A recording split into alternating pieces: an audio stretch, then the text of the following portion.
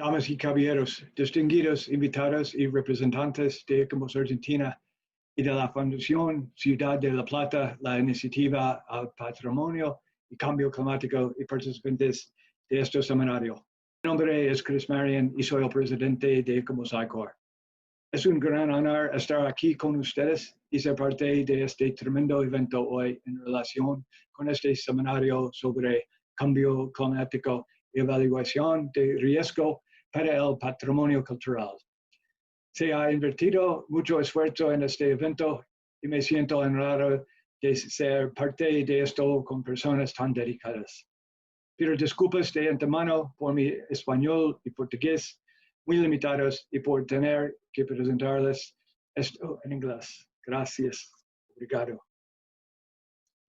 Ladies and gentlemen, my name is Chris Marion. I am the chairperson of ECOMOS ICOR. I am honored to be here with you today to talk about climate change and cultural heritage and some of the work of ECOMOS ICOR. As I'm sure you will hear in the coming days and the course over the coming weeks, climate change is impacting the entire planet, whether it's the increased global temperatures, melting of permafrost, the increasing ocean temperatures, the increasing in the numbers of hurricanes and tornadoes and winds, the droughts, the wildfires, increasing precipitation and flooding and storm surges and higher water tables. These are impacting us all on many, many different levels, as well as impacting our cultural heritage. So it's fantastic to be raising awareness around this and seeing what we can do to help protect that in advance. Argentina is not new to natural hazards. When looking at some of hazards over the last decades and centuries, some very significant earthquakes and floods, and some of the more active volcanoes, as well as wildfires. One of the tornadoes in Argentina was actually one of the most severe that has occurred in centuries in this part of the world. Also impacts by locusts and some of the adverse impacts that can have on our natural heritage as well.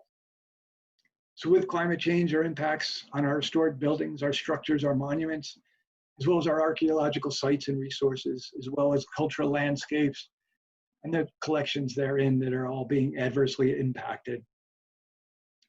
Within ECOMOS ICOR, we are one of the scientific committees and the one that looks at helping protect heritage places from the effects of disasters, climate change, and armed conflict. This has been quite important over the last several decades, as you can see from the numbers of natural disasters that have been occurring, and now over the last few decades with climate change and the impacts on property, but also lives lost, and the people and livelihoods that are being impacted by these are really quite significant. So we break it down into a couple of different areas that I wanted to just talk through with you in terms of some of the things that we're doing within ICOR to help address this. One is capacity building. We do a fair amount of work with owners and managers and those people actually on site in helping develop capacity and work with them to help develop prevention and mitigation and response plans. Also working with the occupants and those people in the building, as well as people involved with restoration work and the designers and contractors. It's also quite critical to be working with the emergency responders. They're the ones that are going to be showing up during or after an event, and it's very important to include them and incorporate their knowledge and ideas into how to help prevent and mitigate impacts from climate change as well as other types of disasters. We also do a lot of work internally within ECOMOS. We have been having various joint meetings with various scientific committees from 2017 in India with SEPA and ISCARSA to one that will be held in October virtually with 6 other ISCs. And we're just in the midst of planning another with the Wood Committee, the Sacred Sites Committee, to look at follow-ups to the National Museum fire in Brazil and to the recent fire as well at Notre Dame and Nantes a few weeks ago in France as well. We also do a lot of work in terms of project integration and working with the people locally to help develop the actual plans and help develop how do we tailor prevention and mitigation measures. And not just prevention and mitigation, but also looking at response and recovery. We have a number of people who are highly skilled and have a significant amount of training to go in after these types of events occur and help with local emergency responders in terms of helping looking at from a heritage perspective and how do we go about making sure the buildings that may not need to be torn down are not early We also look at, one of the things is just looking at building back better. And one of the things that we find very, very interesting is the traditional knowledge. And I think that's one thing to remember as you go through today's seminar and the courses coming up over the weeks. It's just, there's a tremendous wealth of information in traditional knowledge that should be looked at from, for instance, Ayutthaya and why they would have built a city in the middle of three rivers. And looking at this as a painting from 1665. And you can actually see that they knew it was going to flood, that they actually built gates around and walls so that they would be protected when these floods did come. But they knew, and they were planning in advance centuries ago for these types of things. And you can learn from that. But also how buildings are built. How are the temples in Japan built? The gingerbread houses in Haiti, this mosque in Indonesia, and why are they able to withstand floods and storm surges and earthquakes? There's a tremendous amount, again, that we can learn instead of reinventing the wheel here.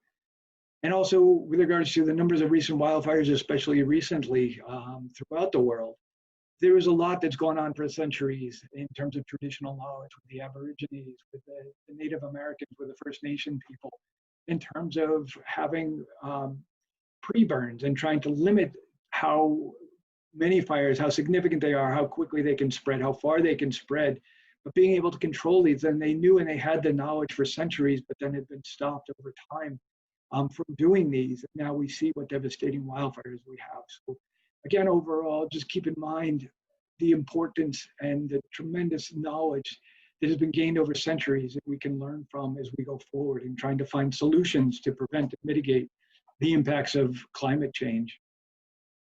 One of the last things is just to keep it simple. There's a lot of times that we may not have the funding or the resources to be able to provide the latest technology, but there's a lot that can be done to help mitigate and prevent various types of impacts from climate change and other disasters. Within I-Corps, we also do a lot of resource building in terms of publications, presentations, and things like that. We're expanding our website to make these a little bit more accessible, so please keep an eye out for that. And one of the other things is just, again, trying to create more awareness on a broader perspective. Zainab Gulul has done a tremendous amount in terms of her work on her I-Corps on the Road project. And she recently is releasing the one with regard to the Mariana Dam disaster in Brazil, which is very interesting. And creating awareness and knowledge around the importance of heritage and disasters and how we can try to limit that. So with that, there's a number of things that we are trying to do in terms of increasing sustainability and resilience and protecting from climate change and disasters and helping enhance the protection and safety of our cultural heritage.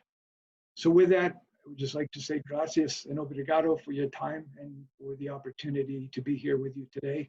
And I wish you all the best in the coming weeks with regards to your virtual course and looking at limiting and how we can help mitigate and prevent the impacts from climate change impacting our cultural heritage. Thank you very much.